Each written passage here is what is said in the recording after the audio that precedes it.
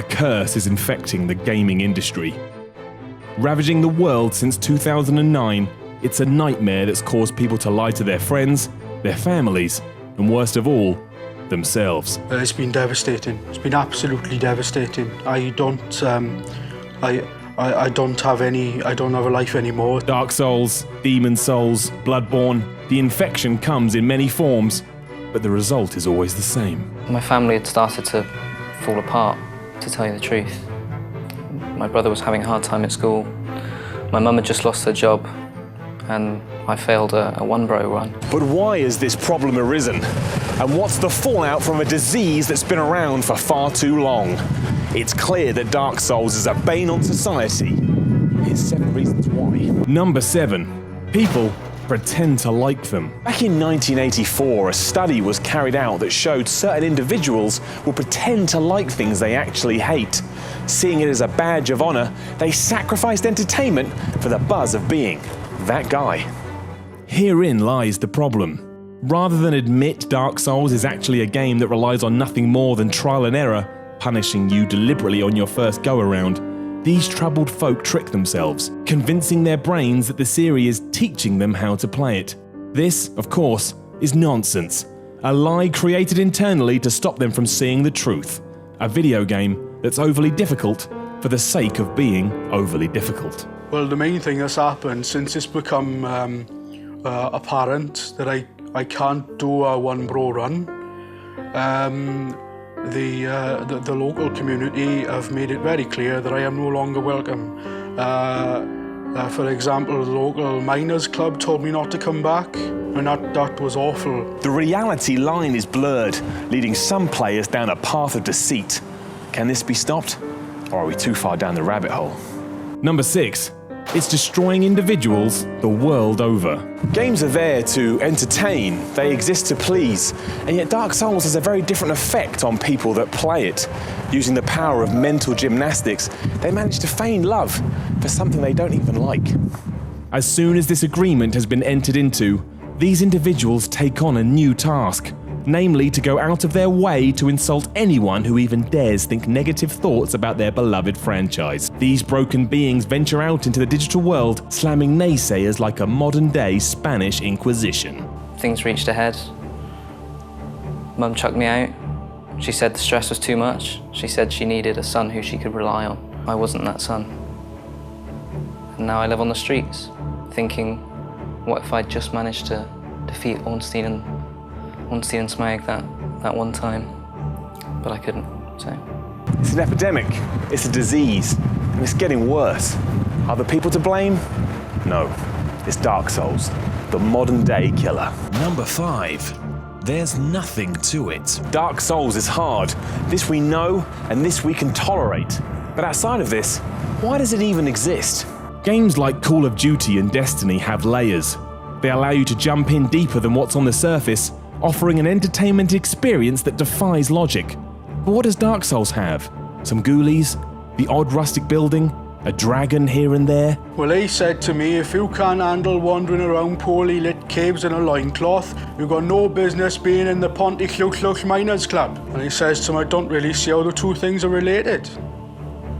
And they said, well, that's your tough luck. And off I went. If you take difficulty out of the equation, you're actually left with a shallow shell of nonsense that leaves the player nothing to embrace. It's a lie, an act of deceit. I'd said to her that Dark Souls was just too much, that I couldn't handle it. It was just becoming, it was dominating my life, and I just couldn't handle not being able to succeed. And she said to get out of the house until I had some hair on my balls. Number 4. It's not a real game. For real men about a real war with real excuse me. It's true though. I hope, in a way, I'm not the only one, because then I won't feel so stupid. But I wouldn't wish it on anyone. It's been hard. I'm not gonna lie. I don't usually cry about nothing, but in this occasion, I've let off a few tears. Number 3. Ties to Satanism. Behind me are Croydon's 3 famous statues of Ronnie Corbett, Samuel Taylor and Peggy Ashcroft. Attracting dozens of sightseers each and every year, there's a hidden secret that no one dares speak of, and it relates directly to Dark Souls.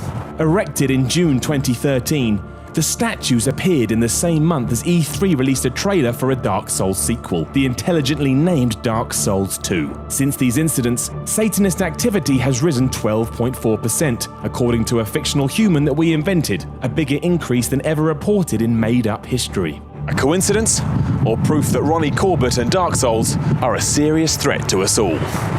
You decide. I know for a fact this is happening up and down the country. You know, there's various support groups out there, and you know, please, if you're struggling with the same thing, then do go out and find those, because they've been really helpful. And I just think that, you know, whether a family is together or not shouldn't depend on how much hair you've got on your balls. Number 2, the death of success. Dark Souls demands results, and it's happy to weed out those who don't have the discipline to see it through to the end.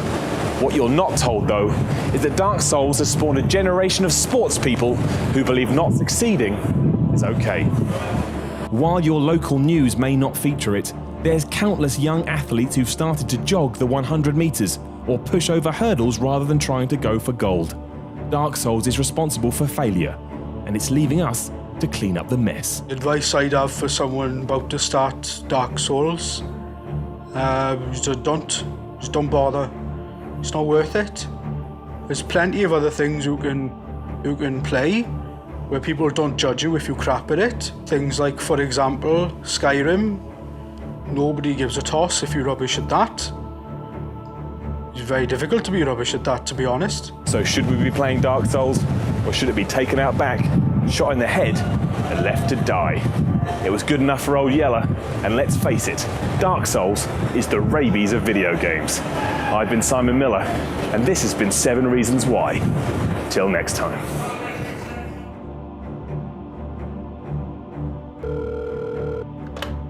Hello? Simon, it's Clive Jenkins from the BBC here. I've just watched your documentary, and there's only 6 reasons. You know the series is called 7 Reasons Why, don't you? Yeah, I know. Simon, you're shit. Yeah.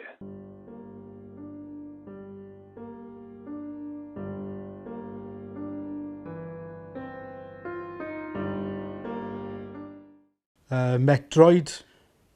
I mean, that's hard. But that's so hard that people think, well, fair enough, you know.